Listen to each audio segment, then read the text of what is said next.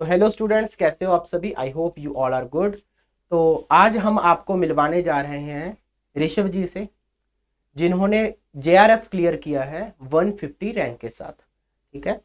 तो I hope आपको इनकी जो कन्वर्सेशन इनके साथ करेंगे उससे आपको बहुत ही मोटिवेशन मिलेगी, आपको एक नया नज़रिया मिलेगा आगे बढ़ने का, एक जेआरएफ की तैयारी करने का।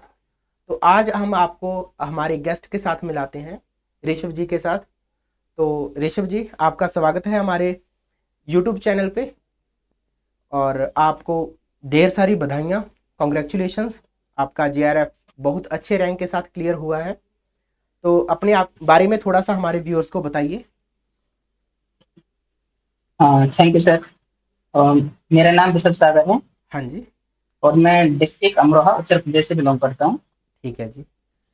और जी सर, मैंने अपना ग्रेजुएशन जो था वो हिंदू कॉलेज मुरादाबाद उत्तर प्रदेश से किया है।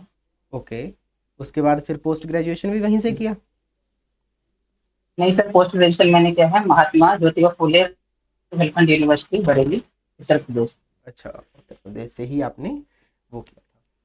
तो आपका जो प्रेपरेशन जी। आपने स्टार्ट कब किया था, एमएससी के दौरान स्टार्ट कर लिया था या फिर उसके बाद में किया। नहीं सर, मैंने एमएससी पूरा कंप्लीट करने के बाद ही प्रिपरेशन स्टार्ट किया था अपनी।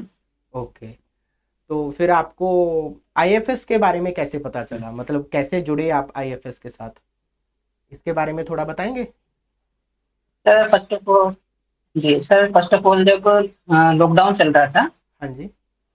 तो उस टाइम पर मैं यूट्यूब वीडियो देखा करता था। ओके। हाँ, विकास यादव सर थे, उनसे मैंने लिविंग अलजेब्रा की वीडियो देखा करता था उनका, तो फिर मेरे को थोड़ा इंटरेस्ट पड़ा। ओके। तो फिर मैंने सोचा कि हाँ, नेट के लिए करना चाहिए, तो फिर मैं जी सर।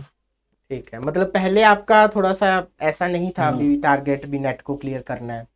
फिर उसके बाद आप जैसे देखने लगे वीडियोस वगैरह, आपको अच्छा लगने लगा, फिर उसके बाद आपने टारगेट बनाया। जैसे टारगेट तो पहले से ही था, टारगेट तो क्या बोलते हैं बीएससी से ही था, क्योंकि जब मैं बीएससी में पढ़ता था हाँ तब जी। जो हमारा एक सर थे ना, अच्छा। वो बोलते थे कि सर एक ना, एक पोस्ट ग्रेजुएशन करने के बाद एक नेट होता है, ओके। तो आप उसको ट्राई करना। ठीक है, तो टारगेट मतलब जी बीएससी से सर। ही बना लिया था। जी सर, बना तो बीएससी से ही लिया था, लेकिन मेरा ये था ना कि पहले मैं एकेडमिक अपना पूरा कर लूँ, ओके। देन उसके बाद मैं पूरी तरीके से ही रहूंगा उसमें। ठीक है। तो आशा का फिर तो आपका मतलब एकेडमिक बढ़िया रहा होगा। एकेडमिक में भी आपको मतलब जब आपने ग्रेजुएशन किया, पोस्ट ग्रेजुएशन किया, तो कंसेप्ट वहीं पे क्लियर थे, या उसके बाद फिर जब आपने सीएसआर नेट का प्रेपरेशन स्टार्ट किया उसके बाद आपके कंसेप्ट ज़्यादा क्लियर हुए। सर कॉन्सेप्ट क्लियर का तो ये था कि कॉन्सेप्ट थोड़ा बहुत तो क्लियर रहता ही है, ठीक है। हाँ। देन उसके बाद जब एकेडमिक का लेवल अलग होता है और ये क्या बोलते हैं कंपटीशन लेवल अलग होता है। हाँ, वो तो है, दोनों की अप्रोच अलग होती है हमारी। हाँ, दोनों की अप्रोच अलग होती है सर। हाँ जी, हाँ जी। हाँ, कॉन्सेप्ट तो मतलब थोड़ा बहुत क्लियर ही था, लेकिन हाँ जैसे ही इसकी प्रिपरेशन करने लगे तब उसके बाद में तो कॉन्सेप्ट और क्लियर होने लगे। ठीक है। हाँ जी, अप्रोच तो जैसे अलग होती है, वो सब्जेक्टिव अप्रोच होगी। यहाँ पे हमें एमसीक्यू जी सर। के बारे में बस सोचना है, ज़्यादा सब्जेक्टिव में नहीं जाना है। जी सर। हाँ जी। तो फिर आपने 2022 में स्टार्ट किया था प्रेपरेशन। नहीं सर, 2022 पूरा कंप्लीट होने के बाद 2023 को मैंने मतलब 23 प्रिपरेशन को करना स्टार्ट स्टार्ट किया किया था, था। ठीक है। तो फिर जी आपने सर। स्टार्टिंग स्टार्टिंग से बिल्कुल मतलब बेसिक वगैरह दोबारा से, एक बार दोबारा से पढ़ने की वो की, या फिर आप सीधे नेट के क्वेश्चंस ही लगाना शुरू कर दिया था जब आपने प्रेपरेशन शुरू किया। सर बेसिक पढ़ना शुरू किया था पहले भी थोड़ा। पहले बेसिक पढ़ना शुरू किया, फिर उसके बाद धीरे धीरे आप क्वेश्चंस जी के ऊपर सर। आए। तो आपने जो, जी सर, फिर क्वेश्चन प्रैक्टिस किया। हाँ जी, आईएफएस से आपने लिया था, अभी आप जैसे बता रहे थे कि अभी जून में 24 में आपने लिया था, और 6 मंथ का आपने जी। रिकॉर्डेड कोर्स लिया था। तो आपको यहाँ से भी बहुत जी हेल्प सर। मिली होगी फिर अभी।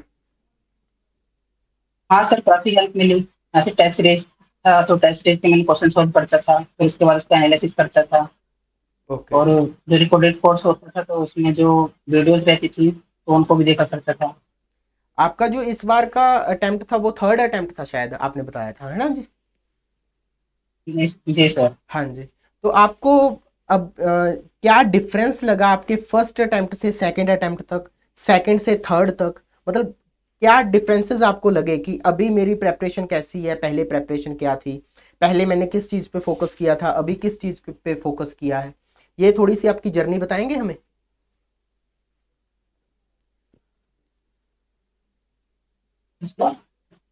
हाँ सर, ये था कि जब मैंने ये था ना, जब मैंने फर्स्ट अटेम्प्ट दिया, सबसे पहले तो जब मैंने प्रिपरेशन शुरू किया तो पूरी तरीके से प्रिपरेशन नहीं हो पाया था, तो मैंने एक एग्जाम ऐसे ही देकर देखा, जिससे कि मुझे अच्छा। उसका पैटर्न अच्छे से पता चले कि हाँ क्या टाइम मैनेजमेंट होता है और क्या क्या रहता है।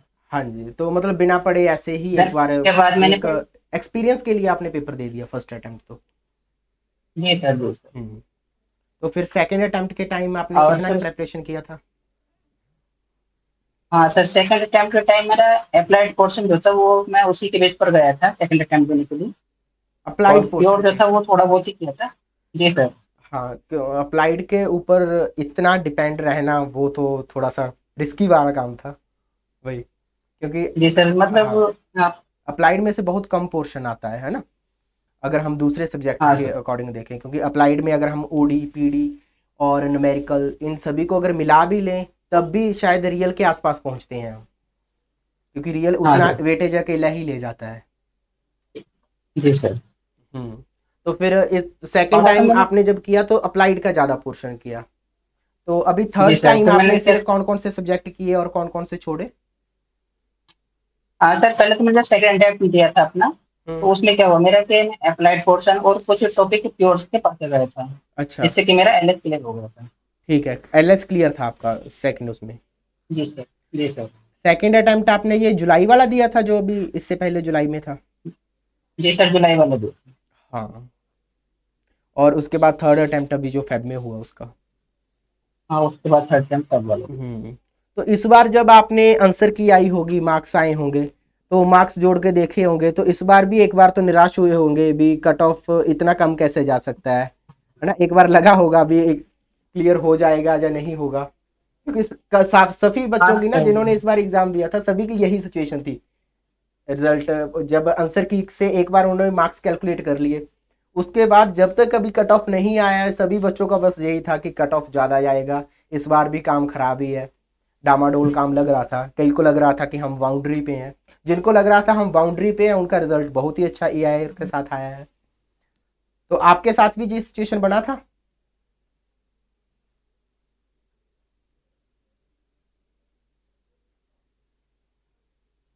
लो। हाँ जी। हाँ सर, थोड़ा वीडियो क्लियर नहीं आ रहा था। अच्छा, अभी क्लियर है। जी सर। हम्म। तो मैं वो बोल रहा था कि जैसे इस बार जब आपने आंसर की के मार्क्स कैलकुलेट किए, उसके आप बाद आपकी क्या फीलिंग थी जब तक आप कट ऑफ नहीं आया था तब तक का, कि कैसा लग रहा था मामला भी, हो जाएगा या नहीं हाँ होगा। सर, वैसे तो मुझे लग रहा था कि हाँ हो ही जाएगा फिलहाल तो। अच्छा। मगर हाँ, तब तक जब तक तो फाइनल कट ऑफ नहीं आती है ना, तब तक तो थोड़ा लगता ही रहता है कि हाँ लगता पता ही नहीं कट रहता है। ऑफ क्या आपके जाने मार्क्स वाला है, कितने क्या थे, रहेगा इस बार का। मार्क्स कितने हैं आपके। सर मेरे 90.75 मार्क्स थे। 90.7। 90.75 मार्क्स। 90.75। जी सर। और फिर तो मतलब ऐसा लग रहा होगा भी कि चलो क्लियर तो हो जाएगा, बट उसके बाद रैंक का इतना कंफर्म नहीं होगा भी रैंक आ सकती है अच्छी, है ना। हाँ सर, रैंक का कंफर्म नहीं था थोड़ा। हाँ हाँ। तो अभी आगे का प्लान क्या है आपका फिर, आगे क्या करना है, मतलब रिसर्च में ही जाना है, जहाँ कोई और प्लान है आपका। नहीं सर, फिलहाल तो रिसर्च का ही प्लान है। रिसर्च का ही है। तो रिसर्च कहाँ से करना चाहते हैं, कोई ड्रीम जी college, sir. Dream university, dream IIT कुछ है।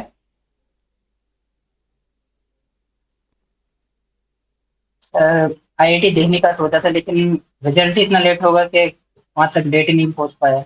हाँ, वैसे अभी तो शायद सभी IIT का ही निकल गया है, तो आपको दिसंबर वाले सेशन में अप्लाई करना पड़ेगा, यस है सर, ना। सारी। अभी जून वाला सेशन तो सभी का ही निकल गया है लगभग, हाँ कुछ सर। NITs हैं जिनका अभी चल रहा है, शायद NIT कैलकट का अभी पड़ा है। बाकी तो IITs का तो जी सभी सर। निकला गया है। तो दिसंबर वाले सेशन में ही फिर आप PhD के लिए हाँ जाएंगे। सर, आईआईटी का सभी। हाँ,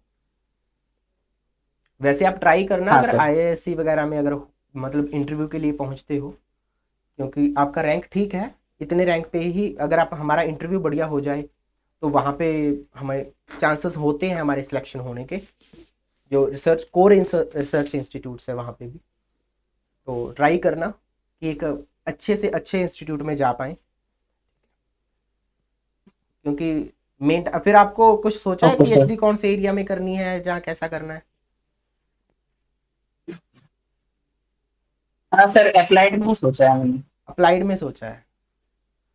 अप्लाइड से ज़्यादा प्यार है शायद आपको, जी सर। क्योंकि स्टार्टिंग भी हाँ आपने सर, मुझे अप्लाइड थोड़ा पसंद है, लेकिन अप्लाइड में पीएचडी जल्दी भी हाँ। हो जाएगा, इतना मैं आपको श्योरिटी के साथ बोल सकता हूँ, क्योंकि अप्लाइड में रिसर्च पेपर जल्दी हमारा बन भी जाता है, क्योंकि वहाँ पे अगर प्योर के कंपैरिजन में देखें तो पीएचडी जल्दी कंप्लीट हो जाता है हमारा अप्लाइड में, तो वो भी बढ़िया है जी एक। सर। हम्म। तो आप अभी बच्चों को क्या एडवाइस देना चाहेंगे कि जो अभी आगे जून वाला पेपर देंगे, या उसके बाद कोई हाँ। दिसंबर वाला पेपर देगा और आपका इंटरव्यू देख रहा होगा, तो बच्चों के लिए आपका क्या मैसेज है, वो बताइए।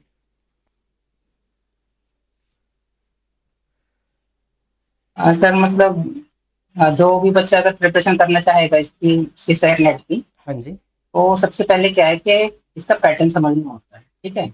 और पैटर्न के लिए क्या होगा, हमें सबसे पहले कॉन्सेप्ट को अपना क्लियर करना होगा।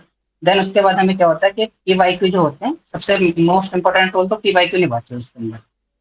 ओके, तो आप कह रहे हैं कि एक जैसे तो जैसे हम पीवाईक्यू को अपना पैटर्न सॉल्व करते जाते हैं, पैटर्न हमें अच्छा उसका सा हो। ब्लूप्रिंट दिखाई देता रहता है। हाँ, और आपने फिर मैं अभी ऐसे पूछ रहा हूँ कि आपने जो क्वेश्चन पेपर अटेम्प्ट किया, उसमें आप सारे क्वेश्चंस अटेम्प्ट कर पाए थे, या फिर कुछ पोर्शन ऐसा रह गया कि जिसको देखा ही नहीं? क्योंकि ज्यादातर बच्चों के साथ ऐसा होता है। नहीं सर, वैसे तो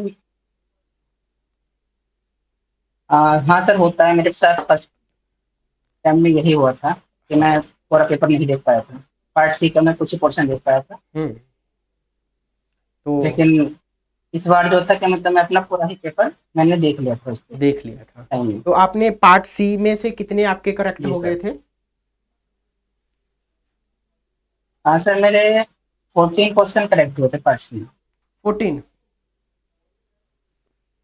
जी अरे फिर तो बहुत सर। बढ़िया। 14 अगर पार्ट सी से करेक्ट हो गए, तो मतलब आपने पार्ट बी से या पार्ट ए से कम क्वेश्चन फिर किए होंगे, है ना? हाँ सर, मैंने पार्ट बी से किए थे 13 क्वेश्चन, जिसमें कि अच्छा। मेरे 11 क्वेश्चन पार्ट बी से करेक्ट हुए थे। अच्छा, ठीक है, फिर तो बहुत बढ़िया अगर 14 क्वेश्चंस हमारे हाँ। पार्ट सी से सही हो रहे हैं।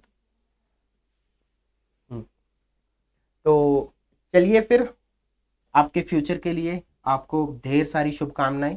All the best.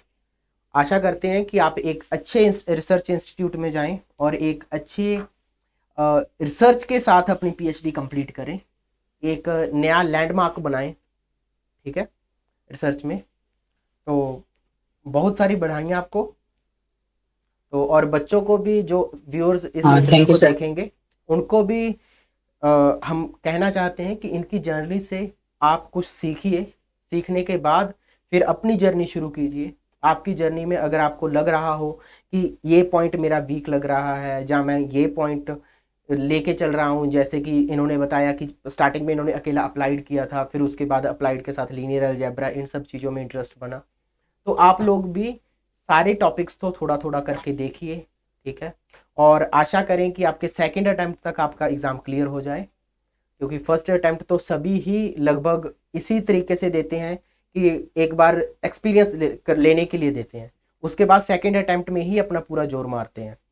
तो आप भी अच्छे से अपना एग्ज़ाम दीजिए, ठीक है, और इनकी जर्नी से सीखिए। Thank you.